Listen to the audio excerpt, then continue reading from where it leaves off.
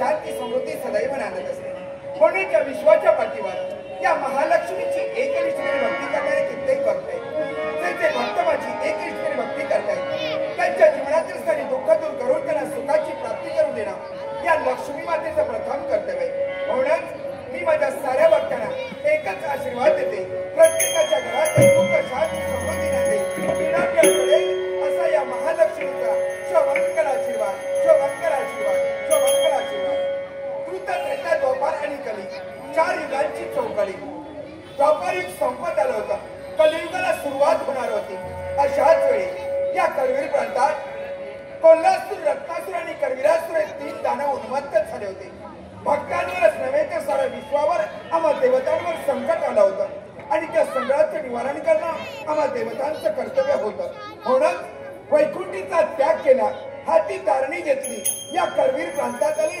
तिने दानवांचा सेवक केला, दानव मोक्त करवीर प्रांत बनविला आणि त्याच दिनापासून करवीर निवासिनी महालक्ष्मी या करवीर प्रांतात बसली। आणि त्या दिवसापासून एक निष्ठतेने माझे भक्त प्रिय भक्तीने भक्ती करू लागले।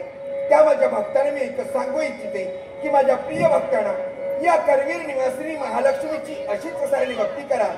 ही लक्ष्मी धनलक्ष्मी, वैभव लक्ष्मी, गृहलक्ष्मी, गजांत लक्ष्मी अशा अनेक रूपानं येईल तुमच्या घरात, येईल तुमच्या घरात, येईल तुमच्या घरात। अरे वा,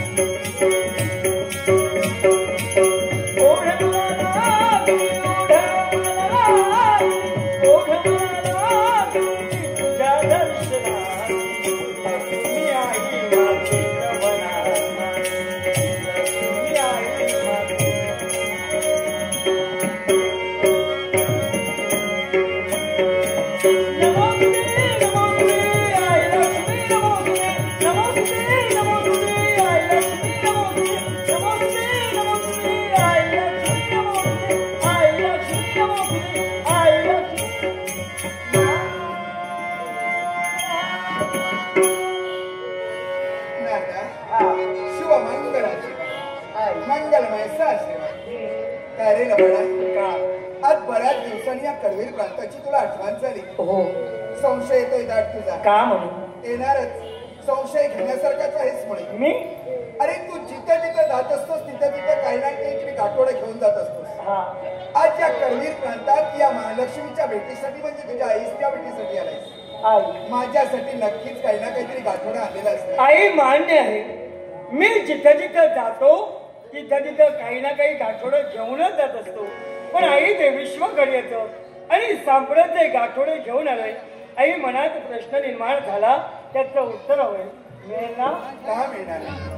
का अशी शंका वावरते? एकच आई, तू वैकुंठच्या नारायणाची भार्या म्हणजे लक्ष्मी होय, मग आई या करवी बांधात कशी का? ऐक नारदा, ऐकूया. जगाची पालनकर्ती देवता वैकुंठीचे नारायण यांची धर्मपत्नी लक्ष्मी वैकुंठीचा त्याग करून या करवीर प्रांतात कशी काय बसते? होय ना? हो. मग ऐक नारदा, आम्ही देवता जरी असलो तरी प्रभू नारायण आणि ही लक्ष्मी म्हणजे नवरा बायकोच नाते. आता नवरा बायको म्हटल्यानंतर भांडणे आलं. अरे त्यांचं माझं भांडण झालं होतं. तुला सारं ज्ञात असतं पण माझ्या मुखातून तुला ऐकायचं असतं. ऐक नारदा, एक दिवस त्यांचा प्रिय भक्त भृगु ऋषी त्यांच्या दर्शनासाठी आला होता. नारायण माझ्या मांडीवर विश्रांती घेत होते.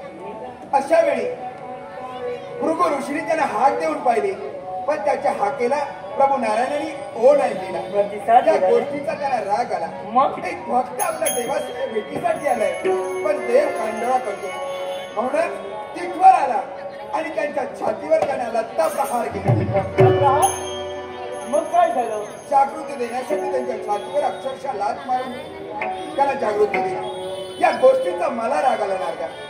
माझ्या समोर एका भक्तानं माझ्या सौभाग्य देवतेचा अपमान केला म्हणजे काय? या गोष्टीचा जाब विचारण्यासाठी त्यांच्यात माझ्या कडाकाचं भांडण झालं. त्यांनी लत्तापार केला, त्यांनी हसत हसत स्वीकारला. एका मातेनं माझ्यापेक्षा आपल्या भक्ताला त्यांनी श्रेष्ठ मानला आणि याच गोष्टीवरून त्यांच्याशी माझ्यात कडाकाचं भांडण झालं. मग काय झालं? भांडण विकोपाला गेलं आणि रागाच्या भरात मी वैकुंठीचा त्याग करून इथवर आले. मग आई मला सांग, या करवी बांधतातच तू का आली? आम्हा देवतांना काही ना काहीतरी घडविण्यासाठी काही ना काहीतरी निमित्त हवं असतं. निमित्त? त्या कलियुगाला सुरुवात झाली होती. कोल्हासूर, रत्नासूर आणि करवीरासूर हे 3 दानव उन्मत्त झाले होते आणि त्यांचा शेवट करून भक्तांचं रक्षण करायचं होतं आणि म्हणूनच त्या 3 दानवांचा शेवट केला आणि याच म्हणतात करवीर निवासिनी महालक्ष्मी म्हणून वसते. मग आई मला सांग,